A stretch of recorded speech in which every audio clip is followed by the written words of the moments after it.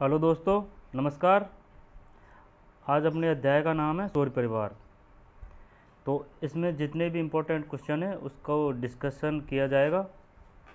ये बच्चा है अपने पास में, अपना भांजा, इसने ये पढ़ा हुआ है पाठ। तो देखते हैं ये कितना बता पाता है और अपने इसमें से कितने क्वेश्चन आंसर क्लियर होते हैं। तो इसमें से जितने भी क्वेश्चन आंसर बनेंगे, चाहे वो रीड के लिए हो चाहे किसके भी लिए हो, बहुत इम्पोर्टेंट है।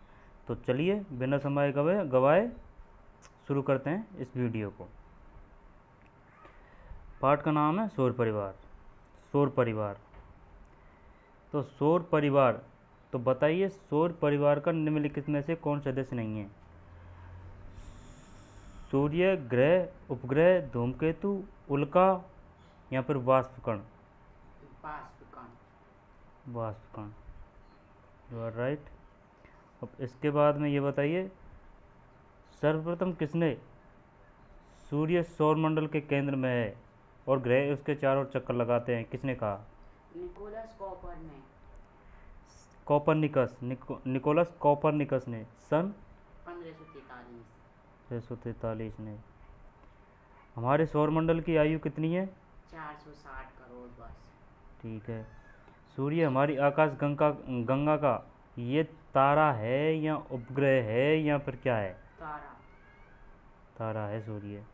सूर्य जलती हुई गैसों का एक विराट पिंड है। इसकी सतह सदैव अस्थिर एवं अशांत रहती है। सूर्य में सबसे अधिक हाइड्रोजन एवं हीलियम है। सौरमंडल के लिए सूर्य प्रकाश एवं ऊष्मा का एकमात्र स्रोत है। इसका गुरुत्वाकर्षण सौरमंडल को बांधे रखता है। सूर्य की पृथ्वी से दूरी अधिक होने के कारण सूर्य के प्रकाश को पृथ्वी तक पहुंचने में कितना समय? 8 मिनट और 30 सेकंड। सही है। हमारे सौर परिवार में कुल कितने ग्रह हैं? 7 या 8? 8। जो सूर्य के चारों चक्कर लगाते हैं या फिर कहीं और लगाते हैं? सूर्य के चारों ओर चक्कर लगाते हैं। सूर्य से विभिन्न दूरी पर स्थित इन ग्रहों का आपस में टकराना संभव नहीं है। तो अब आप ये बताइए, ये सूर्य से क्या करते हैं? प्रकाश प्राप्त करते हैं फिर ऊष्मा? दोनों। सूर्य से ऊष्मा एवं प्रकाश प्राप्त करते हैं ये। अब इसके बाद में, सूर्य से दूर जाने पर क्रमशः इन ग्रहों का नाम बताइए। बुध, शुक्र, पृथ्वी, मंगल, बृहस्पति, शनि, अरुण, वरुण। शनि, अरुण, वरुण, सही है। तो पृथ्वी कौन से नंबर पे आती है? तीसरे नंबर पर। और बृहस्पति? चौथे पर। पांचवें पर। हाँ, 5वें पर। और वरुण? 7वें। पहले अरुण आता है या फिर वरुण आता है? अरुण। अरुण और बाद में वरुण, ऐसे ऐसे मतलब कि भाई पहले है अरुण। ठीक है। और 2006 तक किस ग्रह को ग्रह माना जाता था? प्लूटो ग्रह को। प्लूटो ग्रह को। लेकिन नए प्रमाणों के आधार पर अंतर्राष्ट्रीय खगोल संगठन ने प्लूटो को बौने ग्रह का दर्जा दिया है। अब सूर्य के पास स्थित, अब आप ये बताइए, आंतरिक या धरातलीय ग्रह किसे कहा जाता है? किन किन को कहा जाता है? बुध को, शुक्र को, पृथ्वी को और मंगल को। हाँ, बुध, शुक्र, पृथ्वी एवं मंगल, ये क्योंकि ये सूर्य के पास है। ये छोटे और अधिक घनत्व वाले हैं और चट्टानों से बने हैं। किस कारण कहा जाता है? ये छोटे हैं और अधिक घनत्व वाले हैं और चट्टानों से बने हैं। बृहस्पति, शनि, अरुण और वरुण, ये जो दूर है, ग्रह के आकार में बड़े एवं कम घनत्व वाले हैं। इन्हें वाह्य या गैसीय ग्रह भी कहा जाता है। किनको कहा जाता है गैसीय ग्रह? बृहस्पति, शनि, अरुण और वरुण। क्वेश्चन कैसे भी आ सकता है। क्वेश्चन ऐसे आ जाए कि भाई बताइए निम्नलिखित में से कौन सा गैसीय ग्रह नहीं है। 3 ऑप्शन इनमें से दे दिया, बुध, शुक्र, पृथ्वी और एक दे दिया क्या? शनि। भाई बुध, शुक्र, पृथ्वी और एक दे दिया शनि। अब बताइए निम्नलिखित में से कौन सा गैसीय ग्रह है? तो फिर शनि। और क्वेश्चन आ गया, बताइए आंतरिक या धरातलीय ग्रह है शनि, अरुण, वरुण या फिर मंगल। तो कौन सा है? मंगल। ऐसे कैसे भी किसी प्रकार भी क्वेश्चन आ सकते हैं। ये पूरी चित्र दे रखा है। सबसे पहले है सूर्य, इसके बाद में बुध जिसको मरकरी कहते हैं, शुक्र जिसे वीनस कहते हैं, पृथ्वी जिसे अर्थ कहते हैं, मंगल जिसे मार्स कहते हैं, शुक्र ग्रह क्षुद्र ग्रह ये जो दिख रहा है ये क्षुद्र ग्रह है। बृहस्पति, शनि, धूमकेतु ये पुच्छल तारा होता है। अरुण और वरुण। सौरमंडल ग्रहों की प्रमुख विशेषताएं। आंतरिक ग्रह और बाह्य ग्रह। आंतरिक ग्रह में बताइए, आंतरिक ग्रह के ये तो बता दिया आपने, बता दिया ये तो आंतरिक ग्रह में कौन कौन से आते हैं। हाँ, अब ये बताइए मुझे आप, आंतरिक ग्रह तो उन्होंने कहते हैं इनका निर्माण चट्टाने से हुआ है, इनका घनत्व अधिक होता है। चट्टाने से हुआ है और इनका घनत्व अधिक है। और गैसीय तो वो गैसीय पता लग जाता है कि इनका क्या है कि घनत्व कम होता है। अब बुध ग्रह। बुध ग्रह परिक्रमा सूर्य की कब और कितने दिनों में करता है, कितने दिनों में पूरी करता है। 88 दिन में पूरी कर लेता है। हाँ, और और क्या? अपने अक्ष पर घूर्णन। ऑप्शन 59, 60, 61। 59। 59। इसके उपग्रह की संख्या है 0। सही है, यानी सूर्य की एक परिक्रमा 88 दिन में, अपने अक्ष पर घूर्णन 59 दिन में और उपग्रह की संख्या 0। शुक्र सूर्य की एक परिक्रमा कितने दिन में लगाता है। 223 दिन में। गलत है, 223, 225, 227। 225। 225। अपने अक्ष पर घूर्णन 243। 243। कौन सा ग्रह लगाता है 243 में अपने अक्ष पर घूर्णन। शुक्र। शुक्र। ये परिक्रमा और घूर्णन को आप समझा सकते हैं। परिक्रमा तो बहुत वे होते हैं। परिक्रमा तो सूर्य के चारों ओर चक्कर लगाते हैं। वो तो होगी परिक्रमा। और घूमन वो होता है जो अपने अक्ष पर ही घूमते हैं। घूमते हैं, जैसे कि अपना 24 घंटा पे पृथ्वी घूमती है भाई। तो बुध की पूरी संख्या 0, शुक्र की 0। पृथ्वी कितने में परिक्रमा करती है। सूर्य के तो 365 दिन में। हाँ, खुद के घूमन में 1 दिन और उपग्रह की संख्या 1। जरा आवाज़ में बोलिए, आवाज़ कम आ रही है आपकी। सूर्य की एक परिक्रमा करता है कौन। मंगल 687 दिन में। और अपने अक्ष पर घूर्णन 1 दिन में। और पूरे की संख्या 2। 687 दिन में। 687 दिन लगा लेता है भाई साहब ये मंगल, और अपने अक्ष पर घूर्णन 1 दिन, और उपग्रह की संख्या 2 है। वाह ग्रह बृहस्पति सूर्य की एक परिक्रमा 11 वर्ष और 11 माह हैं। अपने अक्ष पर घूर्णन 9 घंटे और 56 मिनट। 9 घंटे 56 मिनट। बृहस्पति 9 घंटे में दिन हो जाता है भाई साहब यहाँ है बृहस्पति पे। और उपग्रह की संख्या 16। शनि, हाँ 16 शनि ये बृहस्पति की। और शनि के उपग्रह की संख्या कितनी है। 18। और अरुण के की। अरुण के की 17। ये क्वेश्चन पूछ ले कि सबसे ज़्यादा उपग्रह की संख्या किस ग्रह की है, तो फिर शनि की। शनि की। बृहस्पति 11 वर्ष 11 माह और अपने अक्ष पर घूर्णन 9 घंटे और 56 मिनट में। संख्या बताई दी। शनि की बताइए शनि की परिक्रमा। 25 वर्ष दिखे। नहीं 25 वर्ष नहीं है। 29 वर्ष और 5 माह। हाँ 29 वर्ष 5 माह है। और अपने अक्ष पर घूर्णन 10 मिनट और 10 घंटे और 40 मिनट। अरुण अरुण ऑप्शन 2। सूर्य की एक परिक्रमा सूर्य की परिक्रमा ऑप्शन 2 ना। 83 वर्ष, 84 वर्ष, 85 वर्ष। 84 वर्ष। और अपने अक्ष पर घूर्णन 17 घंटे और 14 मिनट। 14 मिनट। सूर्य की परिक्रमा 84 वर्ष, अपने अक्ष पर घूर्णन 17 घंटे 14 मिनट और उपग्रह की संख्या लगभग 17। वरुण वरुण एक ऑप्शन 164 वर्ष, 163 वर्ष। 164 वर्ष तो सूर्य के चक्कर लगाता है। हाँ। और खुद के अक्ष पर 16 घंटे और 7 मिनट। उपग्रह की संख्या 8। तो अब मुझे आप ये बताइए सबसे ज़्यादा सूर्य की एक परिक्रमा कौन सा ग्रह लगाता है। सबसे ज़्यादा देर में हाँ वरुण। हाँ, वो दूरी के हिसाब से जो जितना सूर्य से दूर जाएगा वो उतना ही टाइम लगाएगा। तो पृथ्वी का होगा। और पूरे सबसे ज़्यादा किसके हैं, शनि के 18, जिसके बाद में आता है ये अरुण। अरुण के बाद में आता है क्या, बृहस्पति। अब आगे आ जाइए। आगे प्लूटो ऐसा पिंड जो सूर्य की परिक्रमा करता हो और दूसरे पिंडों का रास्ता भी काटता हो बौना ग्रह कहलाता है। क्या कहलाता है। ऐसा पिंड जो सूर्य की परिक्रमा करता है और दूसरे पिंडों का रास्ता भी काटता है वो बौनग्रह कहलाता है। जैसे कि प्लूटो, एरिस, सेरिस आदि बौनग्रह के उदाहरण हैं। पूछ लेता है बताइए कोई एक बौनग्रह का नाम बताइए, या फिर पूछ ले निम्नलिखित में से कौन सा बौनग्रह है। ऑप्शन तरह तरह का दे दिए, तो कौन कौन से हैं? प्लूटो, एरिस और सेरिस। जैसे क्षुद्र के उल्का पिंड और वरुण के पास पाए जाने वाले अनजान पिंड तथा सौरमंडल में आने वाले धूमकेतुओं आदि को लघु पिंड कहा जाता है। धूमकेतु आदि को लघु पिंड कहा जाता है, ध्यान रखना है इसको। अनजाने पिंड तथा सौरमंडल में आने जाने वाले धूमकेतु आदि को लघु पिंड कहा जाता है। पृथ्वी और उसके परिमंडल पर आ जाइए अब आप ना।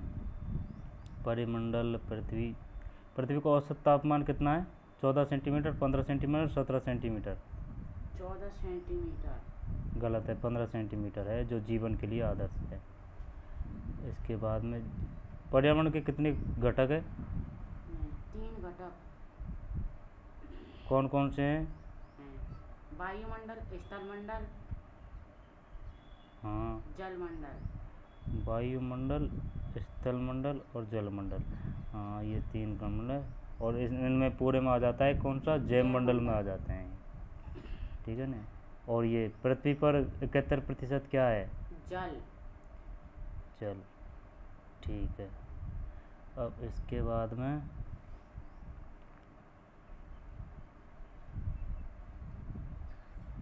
जिस तरह ग्रह सूर्य की परिक्रमा करते हैं ठीक वैसे ही ग्रहों की परिक्रमा करने वाले छोटे आकाशीय पिंडों को उपग्रह कहा जाता है।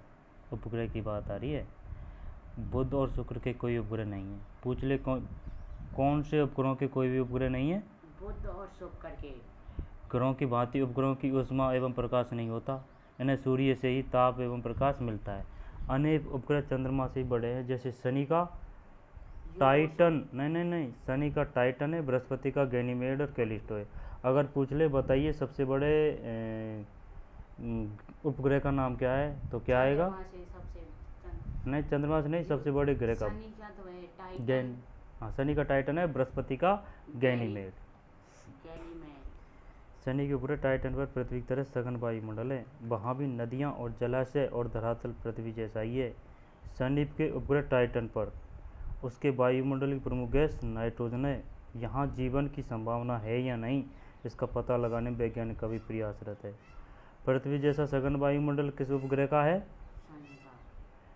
शनि का नहीं, शनि के उपग्रह टाइटन का। बृहस्पति के उपग्रह का नाम क्या है? गैनीमेड। ये आगे दे रखा है, इनको देख लो अच्छी तरह से। क्या कहा है? बुध, शुक्र, पृथ्वी का कौन सा उपग्रह? चंद्रमा। मंगल के हैं फावोस और डीमोस। क्षुद्र ग्रह कौन कौन से हैं? सेरस, पेलेस, जूनो, वेस्टा। और बृहस्पति के लो, यूरोपा, गैनीमेड और कैलिस्टो। तगड़ा तगड़ा भाई साहब। और शनि के इसमें साफ नहीं दिख रहे हैं, शनि के रहिया, टाइटन और ये छोड़ो है ना, ये साफ नहीं दिख रहे हैं इसमें। क्रम अगर पूछ ले तो बताइए पृथ्वी के दोनों साइड कौन कौन से उपग्रह मिलेंगे, ग्रह मिलेंगे? दोनों साइड शुक्र और मंगल। और शुक्र के साइड में कौन कौन से ग्रह मिलेंगे अगल बगल में? पृथ्वी और बुध शुक्र के, और पृथ्वी के शुक्र और मंगल, और मंगल के पृथ्वी और बृहस्पति। बीच में आ जाते हैं क्षुद्र ग्रह। और फिर तो वो वरुण है ना भाई। ये हो गया अपना। अब आगे चलिए आराम से, धीरे धीरे। चंद्रमा का सबसे नज़दीक गोलाकार आकाशीय पिंड चंद्रमा है। आधुनिक खगोल शास्त्रियों के अनुसार वहाँ जल एवं वायु का अभाव है। चंद्रमा का धरातल पृथ्वी के धरातल की तरह ही ऊबड़ खाबड़ है। चंद्रमा की तुलना में पृथ्वी कितनी बड़ी है? 8180, 88 गुना बड़ी है। अब ये चंद्रमा की कलाएँ कि पूर्णिमा कब होती है और अमावस्या कब होती है, ये बता रखा है इसमें। कि सूर्य जब चंद्रमा जब सूर्य से प्राप्त प्रकाश की किरणें चंद्रमा से परिवर्तित होकर पृथ्वी पर आती है, उसे हम चांदनी कहते हैं। महीने में एक बार ही चंद्रमा का पूर्ण प्रकाशित भाग पृथ्वी के सामने आता है। इसे भारत में पूर्णिमा कहते हैं। इस तरह महीने में एक बार चंद्रमा का बढ़ता, और इसी की वजह से ज्वार भाटे आते हैं। बढ़ता, ये चंद्रकला दे रखी है, बढ़ता उभार, बढ़ता अंधचक्र, घटता अंधचंद्र और घटता उभार, है ना भाई। ये सूर्य किरण है। अब इसके बाद में ये हो गया अपना पाठ। अप्रकाशित भाग पृथ्वी के सामने होता है, उसे अमावस्या कहते हैं, अमावस्या। और पूर्णिमा से अमावस्या तक चंद्रमा का यह प्रकाशित भाग घटता जाता है। चंद्रमा अपने अक्ष पर घूमने में लगभग कितना समय लगाता है? 28 दिन या 8 दिन या 29 दिन? 28 दिन या 29 दिन? 28 दिन। चंद्रमा को अपने अक्ष पर घूमने में लगभग 29 दिन लगते हैं, और पृथ्वी के चारों ओर चक्कर लगाने में 28 दिन, ये 27 दिन। 27 दिन लगते हैं। चंद्रमा को अपने अक्ष पर घूमने में लगभग 29 दिन लगते हैं, और पृथ्वी के चारों ओर चक्कर लगाने में लगभग 27 दिन। ठीक है। चंद्रमा के उपग्रह का नाम बताइए। सेरेस। सेरस, सही है। क्षुद्र ग्रह से आप क्या समझते हो? क्षुद्र ग्रह वो होते हैं पुच्छल तारा। जैसे कि उदाहरण पे धूमकेतु। नहीं, परिभाषा बताओ यार, ऐसे नहीं चलेगा काम। नहीं आता। मंगल और बृहस्पति के ग्रहों के बीच एक पट्टी में स्थित परिक्रमा करने वाले असंख्य छोटे पिंडों को क्षुद्र ग्रह या अवान्तर ग्रह कहा जाता है। ये भी क्वेश्चन आ सकता है, क्षुद्र ग्रह का दूसरा नाम क्या है, या फिर अवान्तर किसे कहा जाता है। इनका निर्माण ग्रहों के बाद बचे मलबे से हुआ है। सेरस इसका प्रमुख उदाहरण है। पृथ्वी, चंद्रमा एवं सेरस के आकार की तुलना। सेरस कितना छोटा है, चंद्रमा, पृथ्वी कितनी गजब लगती है भाई साहब, देख पृथ्वी है, इसमें कितनी जनसंख्या, कितनी आबादी, कितने लोग। चल आगे आ जाइए। उल्कापिंड। उल्कापिंड किसे कहते हैं, बताइए। उल्कापिंड उल्कापिंड वे होते हैं ना, पृथ्वी की ओर आते हैं।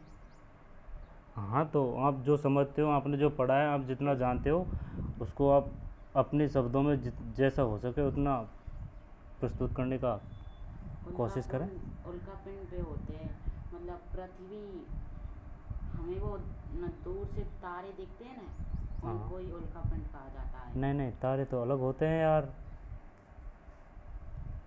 वे तो चमकते दिखते हैं।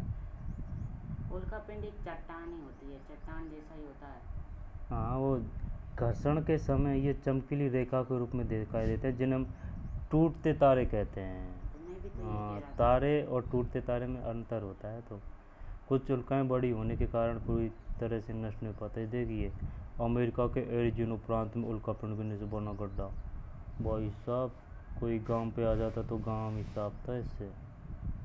लेकिन ये क्या है कि अपनी पृथ्वी की विशेषता होती है कि कोई भी उल्कापिंड आप ये समझ लो, कोई बड़ी पत्थर का टुकड़ा आता है तो वो क्या है कि अपने वातावरण आने से पहले ऑक्सीजन और इनकी वजह से और घर्षण की वजह से, घर्षण मतलब जैसे कि कोई चीज़ जाती है जो रगड़ती हुई नहीं जाती है, क्या घर्षण करती हुई, तो इसकी वजह से आग उत्पन्न होने के कारण उसका आधा से ज़्यादा या फिर संपूर्ण नष्ट ही हो जाता है। लेकिन कोई कोई रहता है या फिर कोई कोई बड़ी होती है तो उसका क्या है कि कुछ अंश अपनी पृथ्वी पर आ जाता है, उसे कहते हैं उल्कापिंड।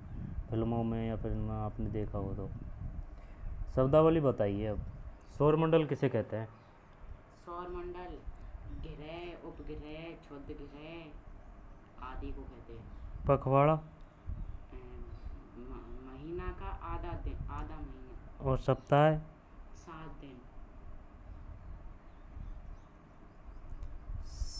सप्ताह 7 दिन, और पखवाड़ा 15 दिन।